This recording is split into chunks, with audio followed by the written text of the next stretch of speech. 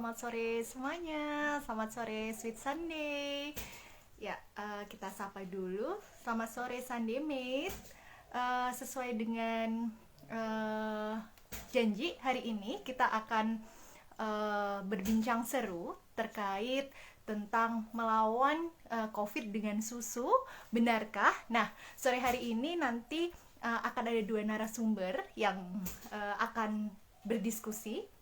Yang pertama ada Mbak Yuki Rahmayanti. Beliau adalah owner dari Sweet Sunday dan tidak sendiri tentunya. Nanti juga ada narasumber kita yang juga nggak kalah keren, ada Mbak Fasti. Beliau adalah ahli gizi. Oke, sebelumnya ini kita persiapkan dulu.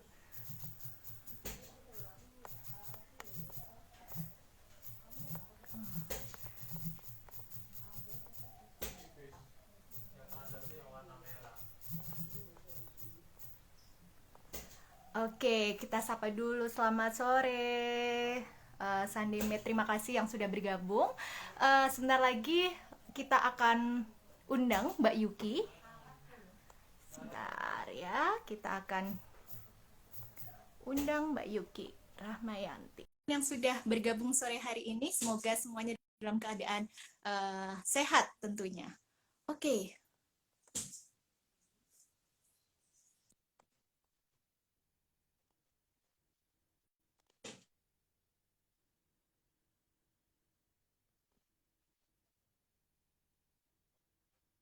Ya, ini Mbak Yuki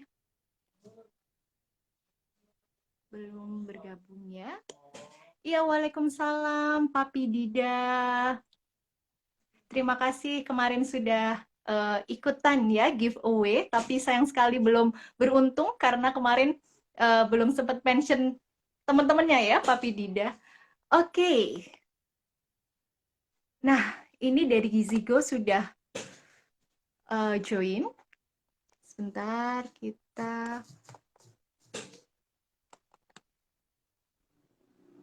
kita setting join dulu semuanya.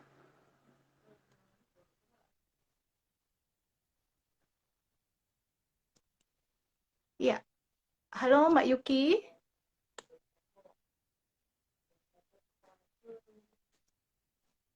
Ini Mbak Yukinya malah belum bisa join ya. Yep. Oke, sudah mulai join. Halo, selamat sore Mbak Yuki. Halo, Assalamualaikum. Kedengeran nggak suara Pia?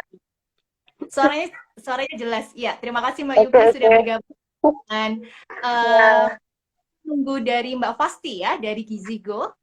Sandi, sore hari ini kita akan diskusi terkait tentang melawan corona dengan susu, bisakah gitu. Nah, nanti kita akan melihat of view atau pandangan dari dua narasumber. Yang pertama dari persusuan sendiri ya, nanti dari Mbak Yuki. Nah, nanti yang akan bercerita tentang susu pasteurisasi, susu sterilisasi, apa bedanya.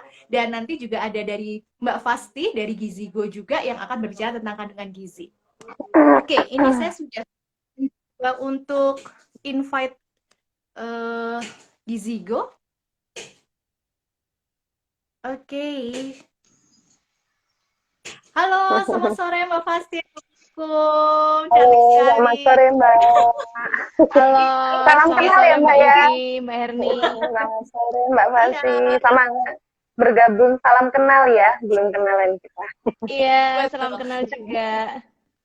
Baik. Nah, berbicara kenalan, nah kita sebelum nanti diskusi seru kayak gitu yang udah pada cantik, satunya jilbabnya pink, satunya bajunya pink. Wah, saya ini harusnya ganti baju dulu mungkin ya biar pink semuanya. Oke. Nah, kita kenalan terlebih dahulu biar nanti juga teman-teman Sunday Mate maupun dari Gizigo juga semakin dekat ya dengan kita gitu ya. Nah, di sini ada Mbak Yuki Rahmayanti. Beliau adalah owner dari Sweet Sunday. Sweet Sunday sendiri sudah berdiri dari tahun 2008 hingga sekarang. Jadi kurang lebih 13 tahun ya Mbak Yuki ya. Iya, Jadi 13 tahun. bukan sarjana peternakan tapi kayaknya sarjana susu ya Mbak Yuki ya. Oke. Oke, nanti kita akan banyak berbicara tentang susu dari Mbak Yuki sendiri kayak gitu, dan di sini juga ada Mbak Fasti, beliau adalah expert nutrition dan juga ini ya Mbak Fasti ya penulis buku tentang ASI ya Mbak Fasti, dan juga dosen juga ya. Iya.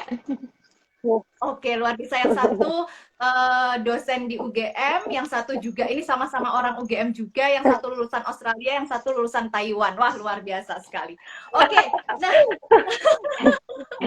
oke, nah, jadi begini, sore hari ini kita akan lebih banyak diskusi tentang isu yang bisa dibilang cukup ramai ya beberapa minggu terakhir ini tentang susu dan corona. Ini sangat menarik sekali ya kayak gitu. Nah, banyak sekali di masyarakat yang bertanya tentang susu itu emang prosesnya beda-beda ya gitu, terutama teman-teman saya sendiri kayak gitu ya. Apa sih bedanya susu UHT, lalu susu pasteurisasi, terus ada juga yang menyampaikan juga susu sterilisasi. Nah, itu apa sih bedanya sama susu murni gitu. Nah, mungkin sebelum membahas tentang gizinya, boleh Mbak Yuki untuk menjelaskan yang ahli susu terkait perbedaan itu. Silakan Mbak Yuki. Ahli susu. Ahli susu. Jadi gini, terkadang gini, teman-teman, kalau saya bilang teman-teman ya, customer di luar itu mereka menyebut fresh milk, susu murni itu ya susu yang siap minum. Cuma sebenarnya kalau dibilang fresh milk, susu murni itu sebenarnya mentah, masih mentah. Nah, si susu ini dia tuh memiliki masa expired yang sangat cepat. Jadi dari proses pemerahan dia tuh harus 3 jam harus segera diproses. Nah, prosesnya itu pemanasan, melalui proses pemanasannya itu nanti dibagi macam-macam. Salah duanya ada di pasteurisasi sama pemanasan UHT. Nah, kita ngomongin dua ini aja ya, karena kebanyakan yang tersebar di luar tuh yaitu dua produk itu yang dikonsumsi teman-teman itu. Nah, jadi perbedaannya gini, susu pasteurisasi itu pemanasannya dia suhunya di antara 72 sampai 85 derajat. Selama 30 menit.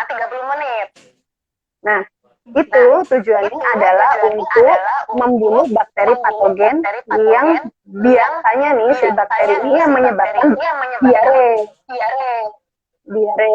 Jadi pemanasan ini masih aman. Nilai gizinya masih ada. Masih istilahnya dari 100% ya masih berkurang hanya sedikit lah, setidaknya seperti itu. Nah, kalau UHT sendiri ini dia itu kepanjangan dari ultra-high temperature. Berarti suhunya tinggi sekali ya. Kurang lebih itu 270 Fahrenheit. Atau kalau di Celsius kan 132. Udah tinggi banget ya. Harusnya kan kalau suhu matang itu 100 derajat, ini udah melebihi dari 100. Bisa dibayangkan ya kalau pemanasan lebih dari itu berarti banyak perubahan di komponen di dalam si susu ini. Gitu. Jadi, nah itu menyebabkan si susu ini menjadi steril dan aseptik. Oleh karena itu, dia harus di-pack secara aseptik bersih lah. Jadi dia di-pack dengan Tetra Pak yang kita tahu dengan susu kotak. Nah, itu. Kalau untuk dibilang masalah gizinya, ya memang dia akan mengalami perubahan. Akan mengalami perubahan. Pengurangan vitamin iya pasti ada. Karena suhunya kan tinggi ya. Jadi kalau mau dibilang bagus mana sih sebenarnya sama-sama bagus, sama-sama bagus, gitu aja Oke. sih. Oke, siap. Itu aja Nah, sih. Jadi nggak ada perbedaan sekali. Oke, nah nanti mungkin untuk gizi lebih mendalam, nah ini mungkin nanti ini adalah Mbak Fasti nih ya, yang kayaknya juga pasti sudah apa ya, ada pandangan tersendiri terkait apa namanya susu pasteurisasi, susu murni atau susu UHT yang bisa juga disebut susu sterilisasi ya, berarti Mbak Yuki ya? Iya, dia karena dia menghasilkan produk yang steril. Aseptik. Nah, sama dia tuh pemanasannya itu kan 132 nih. Nah, dia proses hanya 3 detik. Gitu.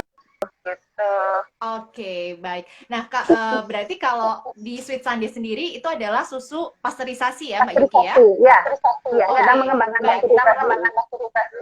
Oke, baik. Nah, kita beralih ke Mbak Fasti yang ahli gizi. Nah, sebetulnya pertanyaannya juga menyambung dari apa yang tadi disampaikan Mbak Yuki terkait tentang pasteurisasi atau UHT atau yang biasa dikenal juga tentang dengan sterilisasi yang di pack dengan Tetra Pak. Nah, Mbak Fasti sendiri nih, kalau dilihat dari sudut pandang gizi, nah ini bagaimana dengan dua susu ini? Ya, baik. Terima kasih Mbak Herni. Mungkin tadi melanjutkan yang suaranya bisa diterima dengan baik nggak ya? Bisa. Oh iya, saya menggema soalnya. Oh, lancar. Oke. Clear. Baik. Pasti. Jadi melanjutkan dari yang disampaikan sama Mbak Yuki tadi, gitu ya. Jadi sebenarnya sterilisasi itu kan prosesnya ya.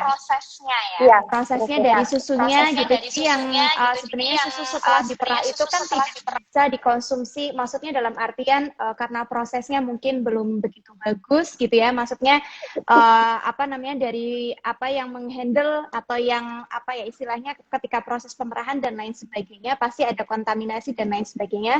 Maka diperlukan yang namanya sterilisasi gitu. Jadi sterilisasi sendiri yang mungkin kita kenal tadi ultra high temperature sama pasteurisasi gitu. Kenapa namanya pasteurisasi? Karena yang menemukan metodenya namanya Pasteur gitu. Kenapa namanya pasteurisasi? Nah, melanjutkan tadi yang disampaikan sama Mbak Yuki, ada nggak sih perbedaan dari kedua susu ini gitu ya? Kalau misalnya dilihat dari sisi nilai gizinya gitu ya, sebenarnya kalau tadi kan dari prosesnya pasteurisasi itu kan suhunya sekitar 70 sampai dengan 80 dengan durasi waktu 30 menit. Ya. Nah, itu otomatis kehilangan nilai gizinya itu lebih sedikit dibandingkan yang susu dengan metode ultra high temperature. Gitu. Jadi ultra high temperature itu kalau misalnya kita lihat dia kehilangan nilai gizinya lebih banyak, tetapi yang membunuh mikrobianya lebih banyak yang proses ultra high temperature dibandingkan dengan pasteurisasi. Gitu. Nah, tetapi teknologi yang sekarang itu adalah prosesnya ketika mengalami proses sterilisasi. Sekarang kan juga banyak ditambahkan istilahnya fortifikasi ya. Jadi susu-susu tersebut yang ketika proses sterilisasi itu nilai gizinya ada yang hilang, kemudian ada setelah proses sterilisasi itu ditambahkan lagi gitu nilai gizi yang hilang itu ditambahkan lagi gitu. Jadi kalau misalnya di pasaran dibandingkan antara susu pasteurisasi dengan susu ultra high temperature itu nilai gizinya tuh hampir sama. Gitu. Jadi kalau misalnya teman-teman sekalian mau membeli dua jenis susu tersebut, itu nilai gizinya hampir sama. Hanya bedanya adalah kalau susu pasteurisasi itu disimpannya adalah pada suhu yang dingin, gitu ya. Jadi biasanya kita temukan di supermarket itu di bagian cooler gitu ya, dengan pendingin ya. Tapi kalau ultra high temperature itu biasanya disimpannya di di suhu ruangan dan itu bisa tahan lebih lama. Jadi kalau pasteurisasi itu hanya beberapa hari, tetapi kalau misalnya ultra high temperature itu adalah bisa bertahan sampai dengan 12 bulan kalau belum dibuka tutupnya. Gitu Mbak. Jadi kalau secara nilai gizi itu tidak ada perbedaan secara signifikan. Gitu Mbak Erni. Oke, baik. Nah, berarti nih sebetulnya kalau kita lihat fenomena yang terjadi beberapa minggu yang lalu ya, sempat ada sebuah brand gitu ya, susu yang ada di pasaran gitu, kayak apa namanya, semuanya panik langsung beli yang harganya sampai satu botol aja yang 500.000 gitu kan dijual.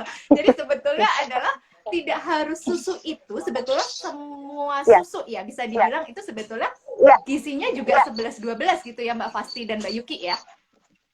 Betul, betul, Mbak. Iya, Betul, Mbak. betul, betul. Oke, nah ini buat teman-teman yang lagi join atau misalnya yang lagi mendengar live ini, nah ini bisa menjadi catatan penting gitu ya teman-teman, bahwa ternyata susu semuanya yang ada brand sekarang di pasaran itu semuanya sama kok kayak gitu. Nah tidak ada yang wah ini nih yang paling benar atau ini yang paling sehat.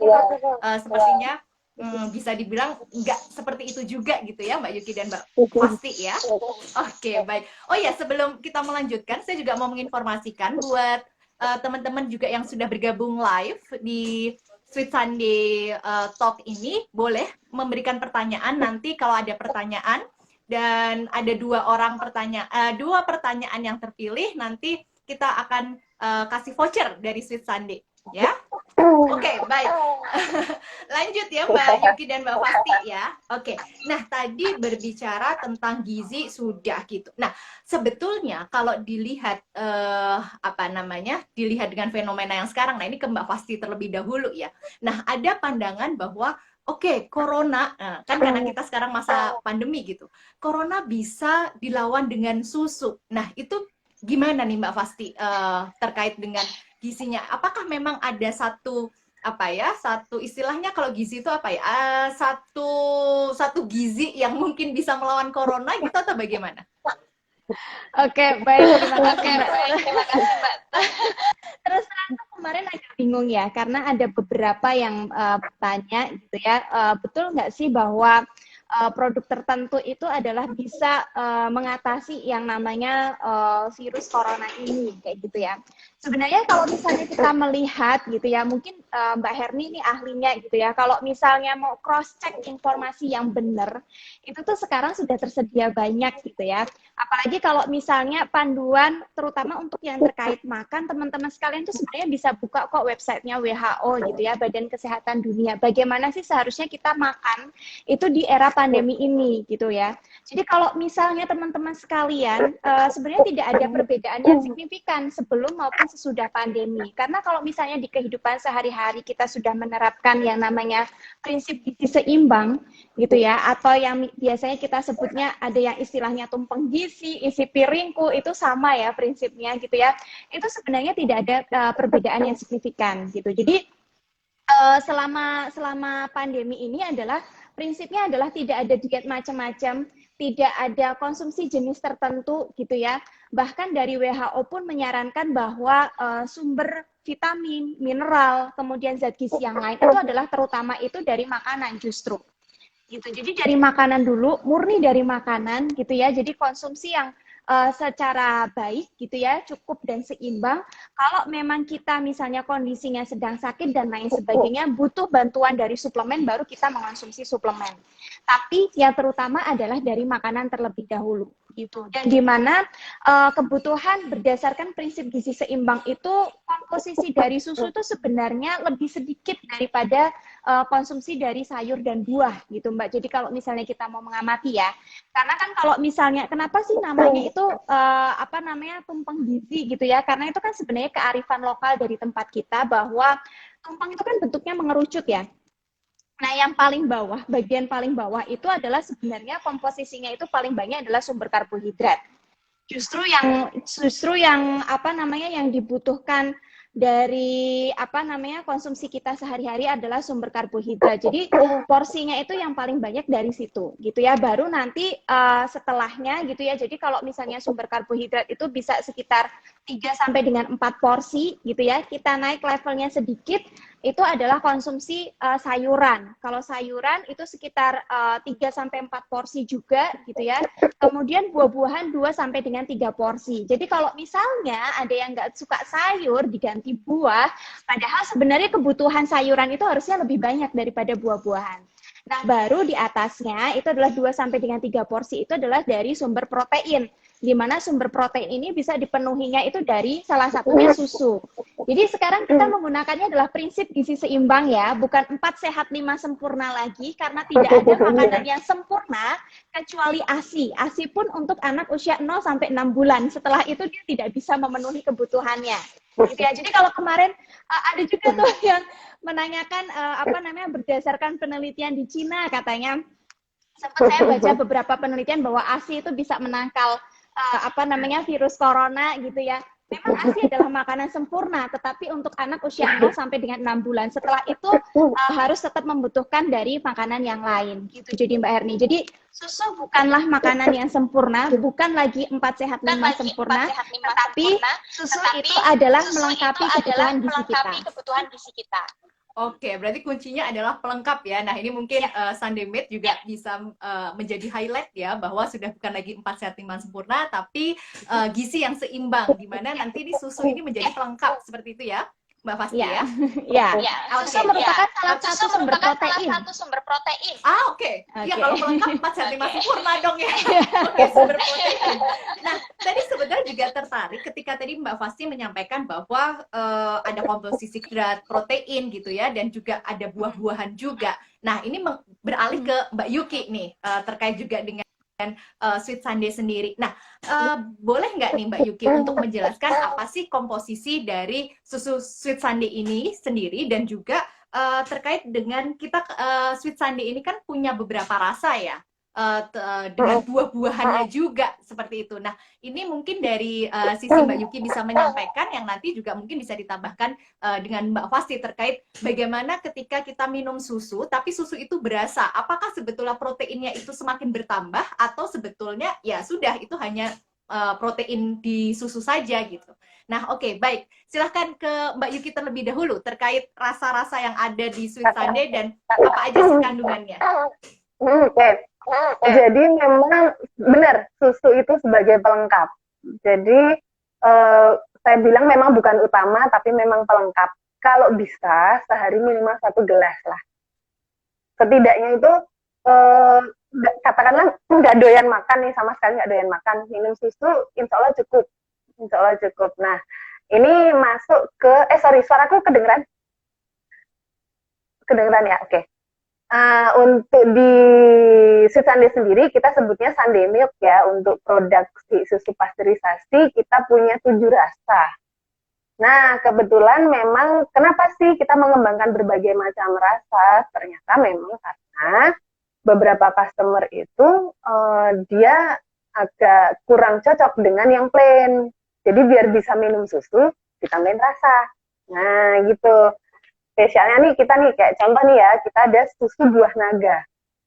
Susu buah naga, gimana ya rasanya? Itu dari buah naga asli yang kita campurkan ke susu.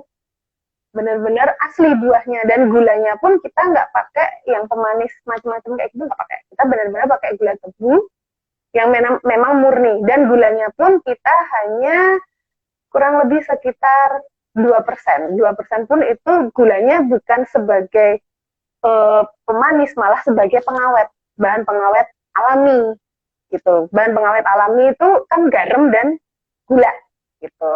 Jadi si Sunday Milk ini aman buat Sunday Milk ini aman banget buat dikonsumsi anak-anak kecil pun juga cocok sekali gitu. Banyak banget konsumen dari Sweet Sunday itu dari anak-anak kecil.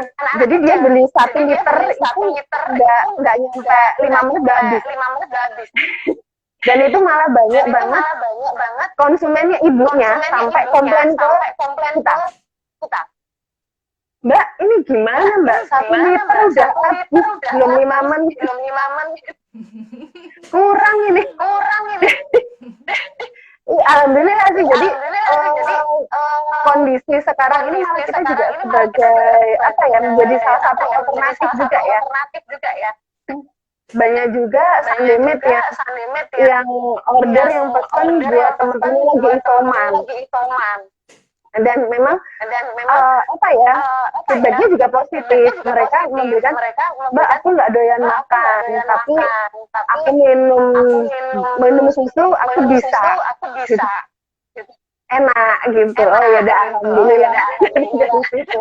Jadi memang kita melakukan riset untuk mengembangkan susu pasteurisasi ini bukan hanya sekedar istilahnya murah-murahan gitu, enggak, tapi kita harus lihat kualitinya juga dari susu yang datang. Kita uji dulu gimana lemaknya, proteinnya, ada campuran air apa enggak, kita cek semua.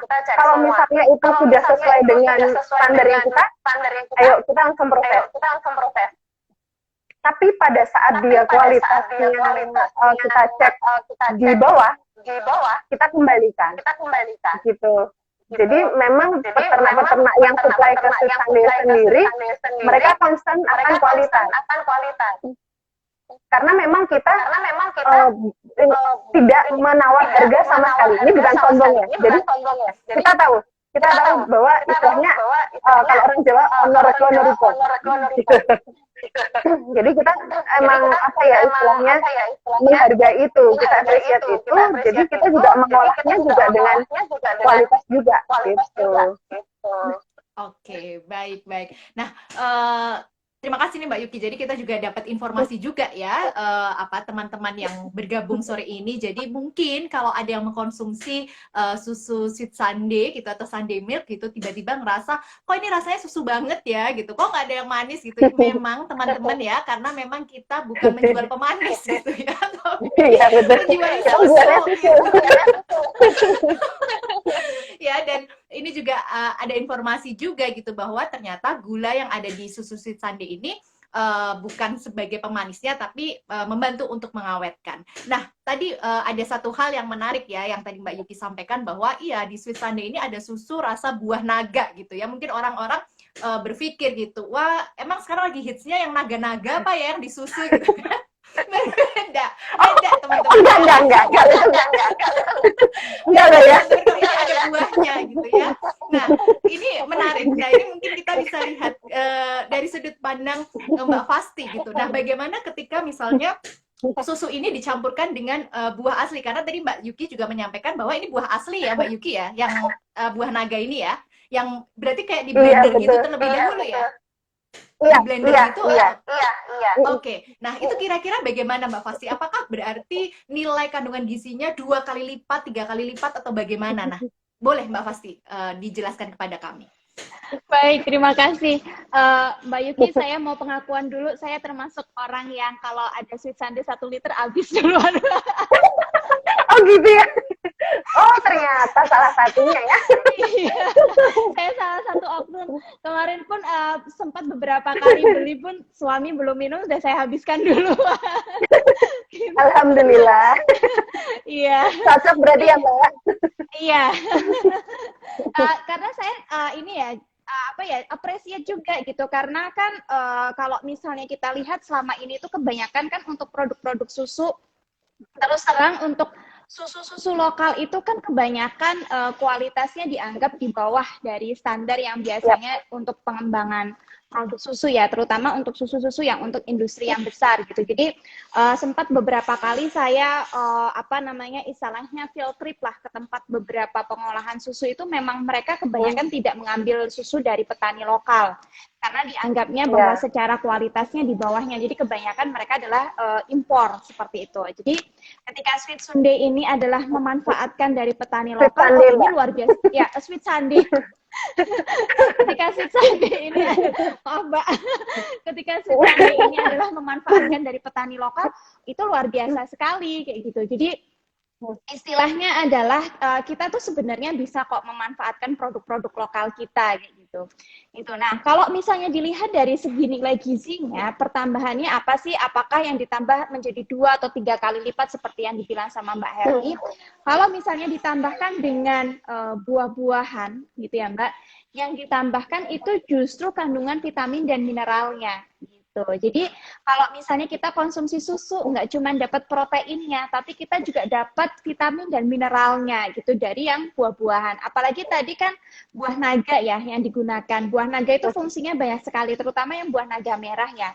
Selain memberikan warna gitu ya, kemudian mungkin untuk menghalau bau amis, karena kan beberapa susu untuk yang susu plain itu kan ada beberapa orang yang sensitif baunya amis kayak gitu ya.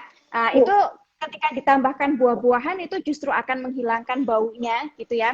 Kemudian yang ketiga adalah kandungan antioksidan gitu ya. Antioksidan pada buah naga itu kan cukup tinggi ya. Jadi antioksidan itu istilahnya adalah untuk mencegah terjadinya oksidasi di dalam tubuh gitu. Oksidasi di dalam tubuh itu seperti apa? Jadi oksidasi di dalam tubuh itu yang menyebabkan kayak misalnya ada munculnya penyakit kanker, penyakit jantung koroner kayak gitu. Jadi ketika konsumsi antioksidan yang cukup tinggi dari buah-buahan, dari sayuran, kemudian ada beberapa jenis karbohidrat juga, contohnya adalah ada ubi ungu gitu ya.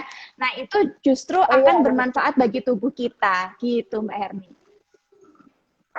Oke, nah berarti sebetulnya kalau dibilang mungkin ya di masyarakat orang berpikir bahwa oh udahlah saya yang plain aja deh, itu yang paling aman, itu yang paling menyehatkan gitu.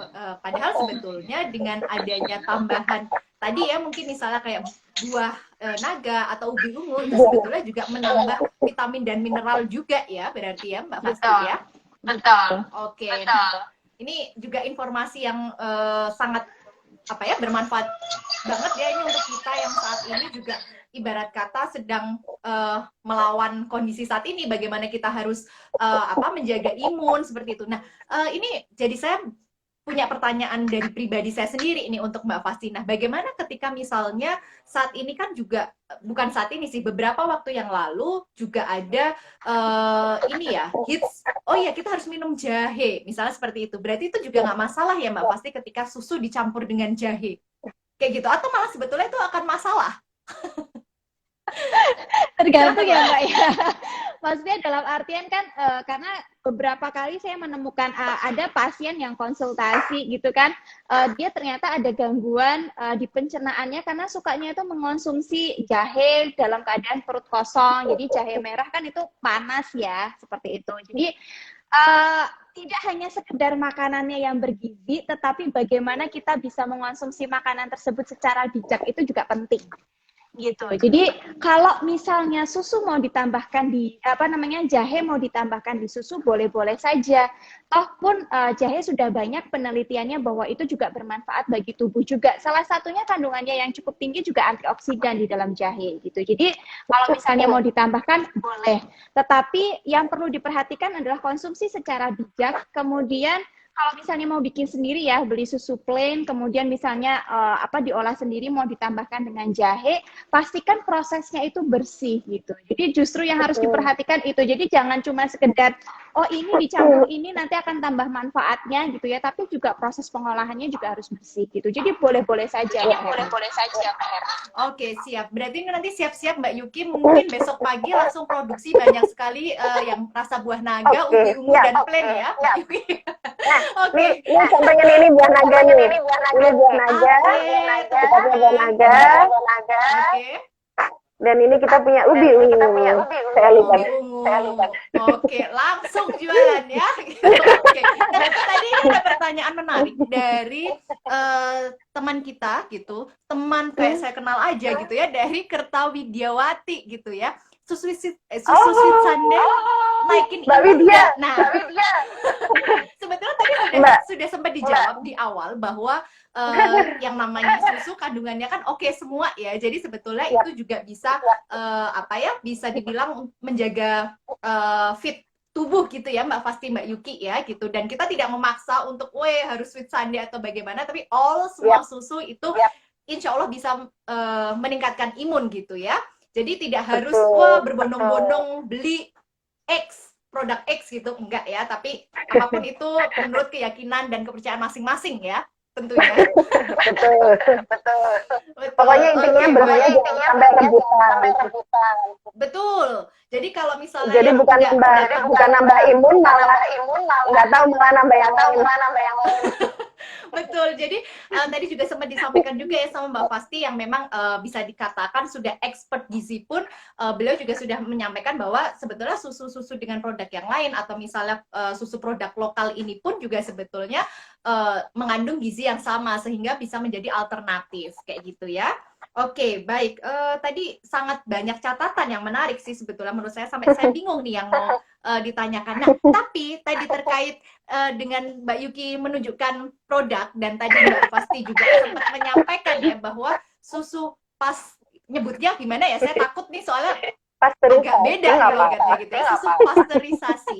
Nah, itu penyimpanannya Iya, harus beku. Nah, ini saya boleh tanya sama Mbak Yuki terlebih dahulu, bagaimana sih proses penyimpanan susu Sweet Sunday saat ini, dan nanti saya mau tanyakan terkait tentang gizinya. Apakah ketika misalnya dibekukan itu sebetulnya aman-aman saja atau ada pengurangan gizi? Oke, silahkan ke Mbak Yuki terlebih dahulu untuk menjelaskan penjelasan apa bagaimana cara penyimpanan susu Sweet Sunday. Silahkan. iya. Jadi gini, kita ini kan konsumen Sweet Sunday kan tidak hanya di Jogja, kita ada di luar kota juga, dan kita tidak menggunakan bahan pengawet sama sekali. Oleh karena itu, pada saat setelah proses matang, jadi si pasteurisasi ini kita langsung bekukan. Kenapa? Agar dia lebih tahan lama. Dan pada saat dia dikirim ke luar kota menggunakan ekspedisi, contoh kereta, kargo gitu, dia masih tetap bertahan, lebih tetap fresh, dingin. Benar tadi kata Mbak Fati bahwa susu pasteurisasi harus istilahnya dikonsumsi, disimpan dalam suhu dingin. Dia harus dingin. Nah, seperti ini masih beku ya. Ini beku dia karena itu tadi kita tidak menggunakan bahan pengawet, dan biar bisa lebih tahan lama untuk susu Sweet Sunday sendiri. Tapi memang kita juga ada yang menyimpan di chiller juga seperti itu. Dan itu tadi kita harus di label kita di sini ada, di sini nanti mungkin kelihatan, di sini ada petunjuk penyimpanannya juga. Di sini kita menyebutkan, di sini kita juga sudah melakukan R&D terlebih dahulu. Kita menentukan masa simpan segala macam ini, kita sudah mengujinya seperti itu. Jadi kalau untuk dari kandungan gizinya sih lebih ke expert ya nanti. Kalau ini saya dari segi lebih ke awetannya, karena itu tadi saya tidak menggunakan bahan pengawet sama sekali. Seperti itu. Monggo Mbak Pasti kalau mau nambahin boleh. Oke, silakan langsung Mbak Fasti terkait gizinya bagaimana. Oke, baik. Kalau misalnya disimpan di suhu dingin, sebenarnya penyimpanan suhu dingin itu kan tujuannya adalah sama seperti penggunaan garam dan gula. Dia kan pengawetan. Gitu. Jadi Iya, betul. istilahnya adalah proses pembekuan itu adalah untuk menghambat proses mikrobia itu berkembang gitu ya. Makanya kan ada proses pengawetan, karena proses pengawetan makanan itu macam-macam, ada yang ditambah gula, garam, ada yang dibekukan gitu ya, dan lain sebagainya. Jadi kalau misalnya secara kandungan nilai gizinya itu akan sama saja Mbak Erni. Jadi akan awet gitu ya. Jadi harapannya ketika dikonsumsi oleh konsumen, dari ketika pabrik itu mengeluarkan, didistribusikan, tidak ada perubahan secara signifikan di kandungan nilai gizinya gitu. Selama proses distribusi dan ketika sampai di konsumen itu aman. Gitu ya. Nah, cuman adalah sekarang PR-nya adalah bagaimana si konsumen tersebut mengonsumsi. Gitu. Jadi kan kalau misalnya susu dibekukan, proses pencairan itu kan juga penting ya.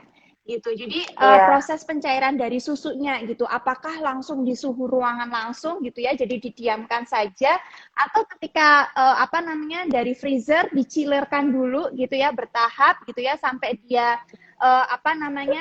akan istilahnya kita kalau prosesnya namanya thawing gitu ya, jadi akan mencair sendiri, akan mencair sendiri atau seperti apa kayak gitu. Jadi justru prosesnya ketika menerima susu tersebut dan akan dikonsumsi itu akan lebih penting kayak gitu, karena secara kandungan gizi tidak ada yang berubah kayak gitu Mbak Herni. Baik, nah berarti ini sebetulnya juga pas sekali ya dengan kondisi kita saat ini yang misalnya kayak PPKM gitu ya, memang di mana kita pembatasan ya, jadi tidak bisa kayak pergi kata 2 hari sekali terus beli susu gitu ya. Berarti sebetulnya ketika kita beli susu terus kita masukkan ke dalam pendingin gitu ya, misalnya kayak kulkas gitu, atau mungkin malah di freezer gitu, sebetulnya nggak masalah ya, berarti aman-aman saja ya gitu. Oke, dan memang berarti bisa dan bisa di bold juga bahwa susu dari Sweet Sunday sendiri itu memang harus beku gitu ya Mbak Yuki ya, berarti disimpannya ya.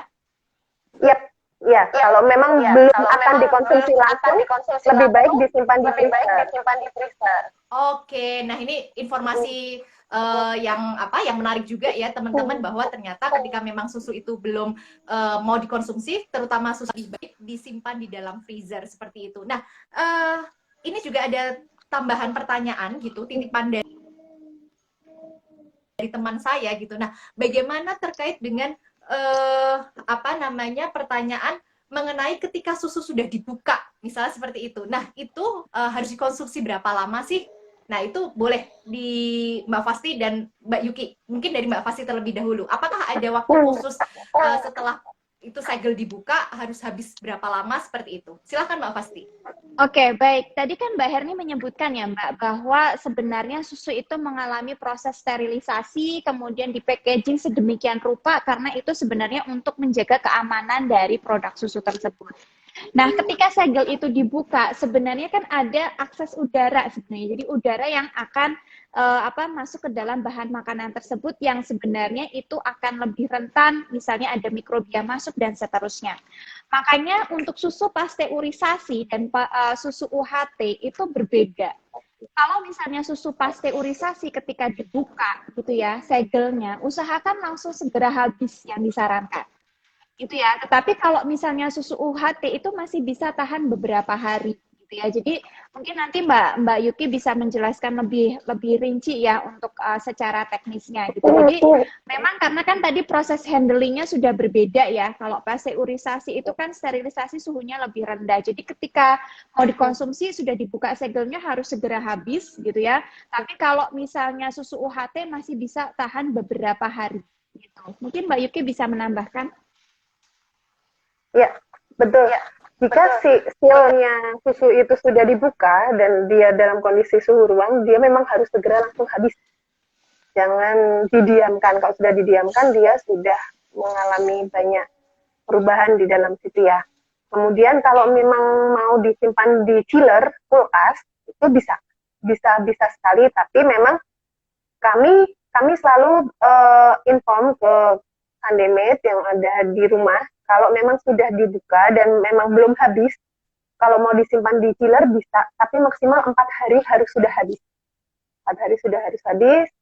Dan kalau memang sama sekali belum mau dikonsumsi, masih nanti, gitu lebih baik disimpan di freezer seperti itu. Dan pada saat proses thawing dari freezer, dia diturunin dulu ke chiller. Terus habis itu kita siapkan ada baskom yang isinya air. Kita langsung, ya itu tadi, kita istilah thawing gitu ya. Jadi botolnya direndam seperti itu. Dan airnya jangan air panas. Oke, berarti yang suhu ruangan ya? Iya. Oke. Nah, ini ada pertanyaan dari Revinda Khalisa. Nah, ini izin bertanya, apakah susu bubuk untuk penyimpanannya harus di freezer juga? Nah, ini boleh dijawab dari, monggo, siapa yang kira-kira mau menjawab? Untuk ahli susu terlebih dahulu ya, Mbak Yuki. Oke. Kalau susu bubuk itu tidak harus di freezer, di freezer tadi ya pertanyaannya, di freezer ya? Nggak harus di freezer. Dia bisa di suhu ruang asal pada saat itu kan bentuknya pack ya. Dia pada saat sudah dibuka, packnya itu ditutup lagi, rapat. Jadi benar-benar rapat. Kalau dia masih ada sedikit kebuka, itu malah udara masuk dan malah menyebabkan si bubuk ini jadi kayak menjadi satu gitu loh. Jadi apa sih istilahnya? Iya, menggumpal. Menggumpal. Jadi nggak harus disimpan di freezer itu nggak harus. Yang penting suhu ruang. Itu aja sih. Oke. Baik, terima kasih Mbak Yuki. Nah, kalau untuk Mbak Fasti sendiri, nah ini untuk tambahan informasi juga lagi. Nah, kalau misalnya dilihat, sebetulnya lebih baik mengonsumsi susu bubuk atau susu langsung nih, misalnya kayak susu cair nih. Nah, mungkin ini langsung bisa terjawab gitu kan. Jadi biar nanti orang-orang juga berpikir, oh oke, walaupun aku PPKM, aku beli susu cair aja deh. Atau misalnya, oh yaudah deh, aku mau beli susu bubuk, misalnya gitu. Silahkan Mbak Fasti. Oke, bedanya apa sih antara susu cair sama susu bubuk? Fisik yang pertama. Satu bentuknya bubuk, satu bentuknya cair. Yang kedua adalah proses pengolahan, karena susu bubuk itu sebenarnya adalah dari susu cair. Gitu, susu cair yang dipanaskan dengan suhu tertentu sehingga dia menjadi bentuknya bubuk. Harapannya apa? Harapannya adalah susu itu tuh bisa awet. Gitu ya, kembali lagi bahwa ada banyak hal di industri itu yang perlu dipertimbangkan gitu ya untuk memudahkan distribusi dan lain sebagainya. Makanya ada beberapa teknik pengolahan. Jadi teknik pengolahan pangan itu belum tentu bahwa dia selalu negatif ya Mbak ya. Jadi ada beberapa pertimbangan kayak gitu. Jadi susu bubuk itu juga awalnya dari susu cair yang dipanaskan dengan suhu tertentu sehingga dia bentuknya bubuk. Kalau misalnya dilihat dari kandungan nilai gizinya, otomatis sudah banyak yang berkurang sekali. Tadi saja dari susu pasteurisasi ke UHT sudah banyak yang berbeda.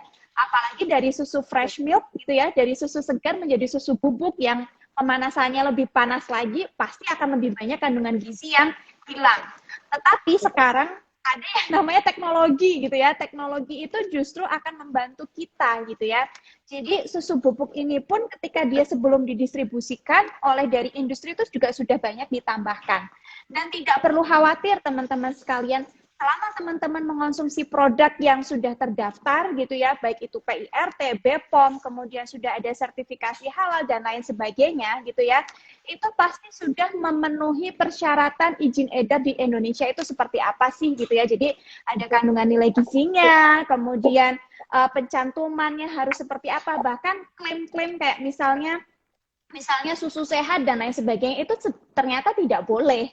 Kayak gitu ya, jadi harus hati-hati untuk makanan-makanan yang berklaim kayak gitu ya. Jadi kalau misalnya mau mengkonsumsi susu bubuk atau misalnya susu cair, bisa saja dua-duanya gitu, tergantung dari kebutuhan teman-teman sekalian. Jadi kalau misalnya ibu hamil gitu ya, pasti akan lebih bagus mengkonsumsi susu yang memang untuk khusus ibu hamil, karena kan kadang ditambahkan mineral atau vitamin yang memang dibutuhkan untuk ibu hamil. Gitu Mbak Erni. Oke, baik ya. Jadi ini sebetulnya sudah kejawab juga ya gitu bahwa susu bubuk sama susu cair baikan mana gitu. Balik lagi semua susu insya Allah semuanya baik. Yang penting adalah secara produksinya itu memang aman gitu ya Mbak Fasti ya. Dan memang sudah tercatat di badan di BPOM seperti itu ya.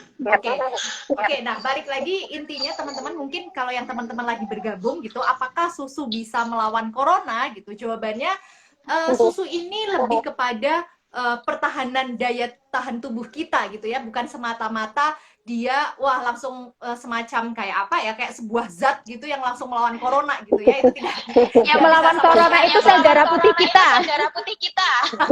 Nah itu teman-teman ya, jadi balik lagi tidak usah sampai panik gitu, karena sebetulnya kemarin juga ketika ada dunia persusuan itu rame gitu, kita pun juga dari Sweet Sunday sendiri pun juga cukup permintaannya cukup tinggi gitu ya, tapi kan mungkin banyak orang juga yang bertanya-tanya gitu, apa sih bedanya susu Sweet Sunday yang mungkin mereka sudah tahu gitu ya tentang pasteurisasi gitu.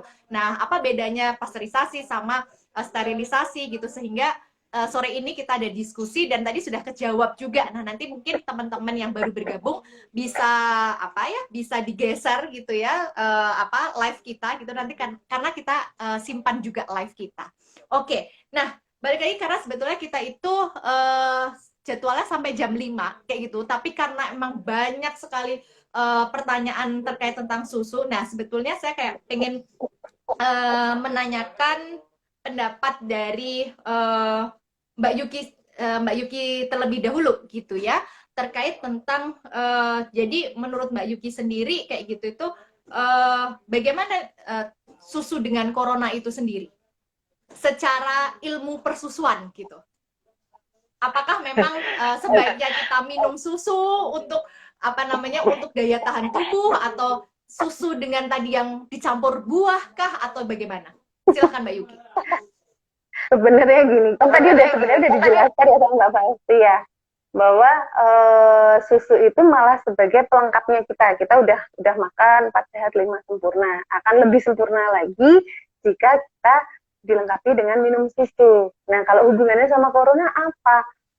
Sebenarnya sih kalau kita sehat, badan kita sehat, kita makannya benar, nutrisi yang masuk benar, gizinya tercukupi, insya Allah sih virus itu hilang.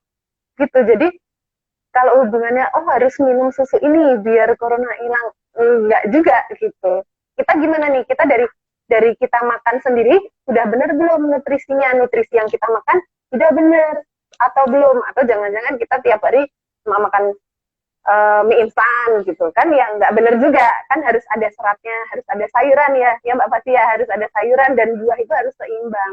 Nah si susu ini biar melengkapi aja, jadi yang tadinya cuma 9 karena ada susu jadi 10, jadi biar genep. Nah biar sehat nih badan kita gitu sih. Jadi biar kalau kalau kita sehat, kita bahagia, insya Allah imunnya naik, udah virusnya hilang deh. Gitu. Oke, baik. Terima kasih Mbak Yuki. Oke, beralih ke Mbak Fasti sebelum nanti kita pertanyaan terakhir dari saya dan nanti saya akan mengambil kesimpulan. Silahkan kalau pendapatnya Mbak Fasti terkait susu dengan corona ini secara gizi. Oke, baik. Jadi, kembali ke pernyataan awal ya, Mbak. Tidak ada makanan yang sempurna gitu. Tidak ada makanan tunggal yang sempurna. Jadi, untuk membentuk imunitas tubuh kita itu pun tidak hanya sekedar dibutuhkan susu, tetapi juga ada makanan yang lain. Gitu. Jadi, kayak misalnya kita konsumsi sayur dan buah gitu ya, mengandung tinggi vitamin dan mineral. Fungsinya vitamin dan mineral di dalam tubuh kita itu apa sih? Dia kan membantu proses metabolisme karbohidrat, protein, dan lemak. Jadi kalau misalnya nggak ada karbohidrat, protein, dan lemaknya juga sia-sia kita konsumsi sayur dan buah banyak-banyak gitu ya. Jadi itu adalah untuk membantu pembentukan proses imunitas di dalam tubuh kita yang cukup kompleks sebenarnya ya. Jadi ada imunoglobulin, ada sel darah putih, dan seterusnya ya. Kayak gitu. Jadi ini adalah untuk membantu pembentukan imunitas di dalam tubuh gitu. Jadi selama konsumsi kita baik gitu ya, kemudian makanannya bagus, bergizi seimbang gitu ya. Kadang juga dari makanan itu tidak hanya sekedar untuk kandungan nilai gizinya untuk meningkatkan imunitas gitu. Tapi terkadang ada beberapa makanan-makanan tertentu yang membuat kita happy. Nah, itu yang akan membuat kita menaikkan imunitas. Contohnya ya, ketika saya mengonsumsi sweet sundae, saya paling suka yang strawberry. Karena menurut saya itu rasanya cocok aja buat saya gitu, happy aja bawaannya gitu ya, ketika mengkonsumsi sweet sundae yang rasa strawberry kayak gitu. Nah, ketika kita happy dengan makanan tersebut gitu ya, itu kan juga meningkatkan imunitas tubuh kita gitu. Itu makanya kenapa ada beberapa perempuan itu yang ketika stres larinya di makanan kayak gitu kan, ada juga yang gitu ya, yang penting happy ya gitu. Betul, tapi ketika happy itu juga harus dikontrol konsumsinya kayak gitu. Jadi tidak ketika konsumsi sesuatu yang berlebihan tentunya juga tidak baik gitu Mbak Erna. Oke, nah Mbak Fasti nih, sebelum kita tutup nih, nah saya juga mau nanyain 2 pertanyaan, ternyata bukan 1 pertanyaan gitu ya.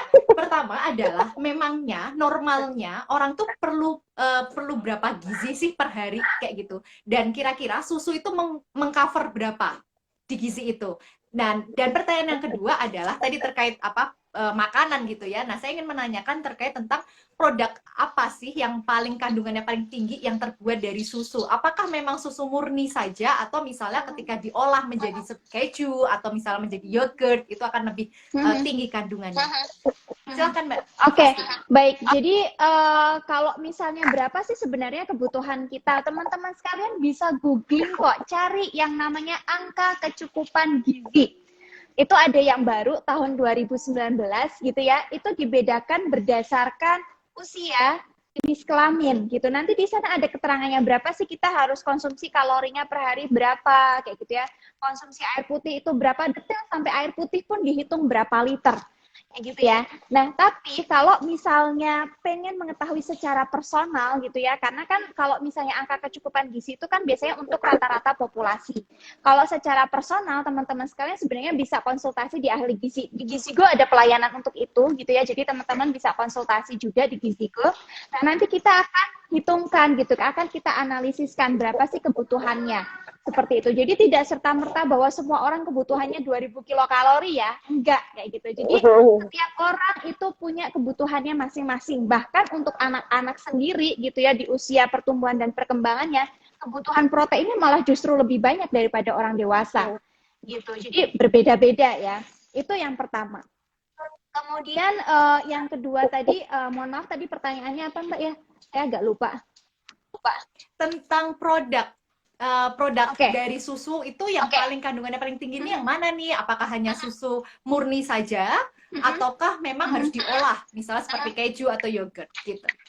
Oke, jadi kalau misalnya kita melihat dari pedoman gizi seimbang ya, jadi di pedoman gizi seimbang itu ada pengelompokan bahan-bahan makanan yang mempunyai nilai gizi yang hampir sama gitu. Jadi kalau misalnya teman-teman bingung ngecek satu-satu kandungan gizinya apa gitu ya, jadi apa namanya kayak misalnya kayak seperti keju, es krim dan lain sebagainya itu memang kandungan gizinya berbeda gitu, tetapi dia dikelompokkan jadi satu sama-sama sebagai sumber protein gitu. Jadi apa ya nilai gizinya itu sebenarnya hampir sama kayak gitu ya. Jadi kalau misalnya teman-teman, oh saya nggak suka nih susu yang plain kayak gitu, boleh yang rasa-rasa boleh kayak gitu ya. Atau misalnya mau coba produk olahannya, misalnya yang sudah difermentasi susunya itu juga bisa gitu ya. Sekarang kan banyak produknya ya. Kemudian kalau misalnya nggak suka mau konsumsi keju itu juga bisa kayak gitu. Karena memang untuk asupan susu di Indonesia itu masih cukup rendah dibandingkan dengan di luar gitu ya. Karena kalau misalnya di luar itu kan kadang kalau misalnya sarapan itu ada susu gitu ya, kayak seolah-olah sudah seperti menu wajib yang harus ada ketika sarapan pagi. Nah, di tempat kita tuh belum kayak gitu. Makanya di tempat kita itu sebenarnya produksi susu itu ada gitu ya, tetapi konsumsi di masyarakat tuh masih rendah kayak gitu. Jadi kalau misalnya kita mau melihat pola konsumsi di tempat kita itu masih kebanyakan adalah karbohidrat dan lemak. Gimana nggak karbohidrat dan lemak gitu ya, misalnya di warung di dekat tempat kita gitu kebanyakan jualnya penyetan gitu ya, buka aplikasi online penyetan lagi gitu kan ya. Terus makan pagi misalnya adanya misalnya nasi kuning lauknya misalnya mie goreng yang padahal sama-sama sebagai sumber karbohidrat. Itu yang perlu dievaluasi sebenarnya dari pola konsumsi di tempat kita. Jadi kenapa saya tadi apresiasi sekali dengan Sweet Sunday gitu ya, karena yang pertama produk lokal gitu ya, kemudian juga bisa memenuhi kebutuhan protein kita yang sebenarnya asupannya masih cukup rendah. Begitu, Mbak Herni. Baik, terima kasih sekali Mbak Fasti atas penjelasannya. Nah, sebelum saya tutup gitu ya, karena takutnya juga orang nanti bosan gitu mendengarkan, padahal sebetulnya kan pertanyaannya cuma satu ya, melawan corona dengan susu bisakah gitu kan? Nah, nah sebetulnya adalah ini apa ya bisa dibilang ini adalah satu kesatuan terkait dengan susu juga, walaupun sebetulnya tadi di awal balik lagi ya teman-teman sudah dijelaskan bahwa susu itu tidak semata-mata bisa melawan virus corona, tapi susu ini bisa menjadi apa ya membantu daya tahan tubuh kita itu semakin fit seperti itu ya. Dan di sini ada beberapa poin yang bisa saya simpulkan. Jadi yang pertama adalah mungkin dari teman-teman teman-teman atau masyarakat gitu berpikir apa sih bedanya susu pasteurisasi sama sterilisasi gitu. Tadi sudah dijelaskan bahwa perbedaannya adalah hanya ada di prosesnya teman-teman. Ketika memang proses berbeda pasti hasilnya juga berbeda. Kalau di pasteurisasi ini bisa dibilang pemanasannya itu tidak begitu lama dan juga untuk panasnya pun juga tidak begitu tinggi gitu ya, berkisar di 70 sampai dengan 80 derajat Celcius. Sementara untuk susu sterilisasi itu pemanasannya tinggi sehingga memang harus dikemas khusus ya menggunakan Tetra Pak. Tapi kalau misalnya ditanya mana yang paling baik gitu, sebetulnya semuanya baik tergantung teman-teman yang dibutuhkan seperti itu. Apakah memang butuh susu yang pasteurisasi atau misalnya susu yang sterilisasi. Mungkin kalau teman-teman mau melakukan perjalanan jauh gitu ya mendingan bawa susu yang sterilisasi gitu ya, karena memang susu kotak gitu ya kemasannya lebih daya simpannya lebih lama gitu. Sementara kalau pasteurisasi sendiri memang cenderung cepat dan juga memang disimpan harus di tempat yang beku seperti itu ya Mbak Yuki ya. Lalu ada poin yang kedua adalah untuk teman-teman juga bahwa ketika kita mau memerangi corona sebetulnya balik lagi bukan hanya di susu tapi di gizi seimbang, di mana susu ini bisa membantu untuk pemenuhan vitamin dan mineral. Nah, dengan rasa apapun juga bisa, dan juga teman-teman kalau misalnya mau bertanya terkait tentang pemenuhan gizi tubuh bisa langsung di Gizigo ya Mbak Fasti ya. Ada pelayanannya ya. Oke, baik, dan nanti langsung bisa berhadapan dengan expert nutrition yang cantik ya Mbak Fasti gitu. Nah mungkin teman-teman yang mau diet itu juga bisa kayak gitu. Nah mungkin nanti next kita bisa buat acara susu untuk diet gitu ya Mbak Fasti dan Mbak Yuki. Menarik ini, pasti nanti ibu-ibu yang ikut ya kayak gitu. Terus habis itu juga ada catatan teman-teman juga nggak masalah ketika susu itu dicampur dengan buah-buahan atau misalnya dicampur dengan jahe misalnya seperti itu. Yang terpenting adalah apa namanya formulanya itu benar, jangan terlalu over kayak gitu. Bukan berarti ketika wah jahe lebih baik nih biar badannya hangat terus jahenya 1 kilo sementara susunya 1 liter misalnya kayak gitu, itu juga jangan gitu ya. Tapi memang harus ada perbandingan yang tepat. Oke, baik. Nah, terakhir mungkin Mbak Yuki dan Mbak Fasti boleh memberikan pesan untuk teman-teman atau masyarakat di luar sana terkait kondisi kita saat ini. Boleh dari Mbak Yuki terlebih dahulu. Boleh juga dikaitkan dengan beli susu Sweet Sunday gitu juga boleh. Oke, silakan Mbak Yuki. Oke, kita kan ini kondisi lagi kita nggak menentu ya, banyak berita-berita di luar sana yang bikin kita jadi drop, kadang jadi panik, akhirnya drop. Intinya sih pokoknya kita harus tetap positive thinking, hidup sehat, makan yang bergizi, jangan lupa minum susu. Sweet Sunday boleh menjadi salah satu alternatif.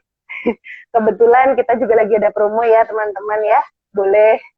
Jadi ada promo paket 3 liter dan kita ada free ongkir sampai 30 km area Jogja.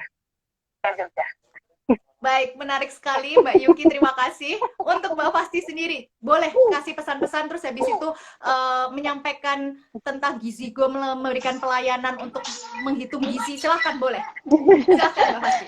Baik, pesan saya cuma satu, Mbak Herni. Jadilah orang yang bijak gitu. Jadi ketika mengonsumsi makanan juga harus bijak gitu ya. Jadi prinsipnya dari gizi seimbang kan semuanya harus seimbang ya. Jadi jadilah orang yang bijak ketika mengonsumsi makanan gitu ya. Bijaklah ketika juga mengatur informasi karena sekarang banyak sekali informasi-informasi yang diedarkan di WhatsApp gitu ya. Yang kadang kita juga tidak bisa mempertanggungjawabkan kebenarannya gitu ya.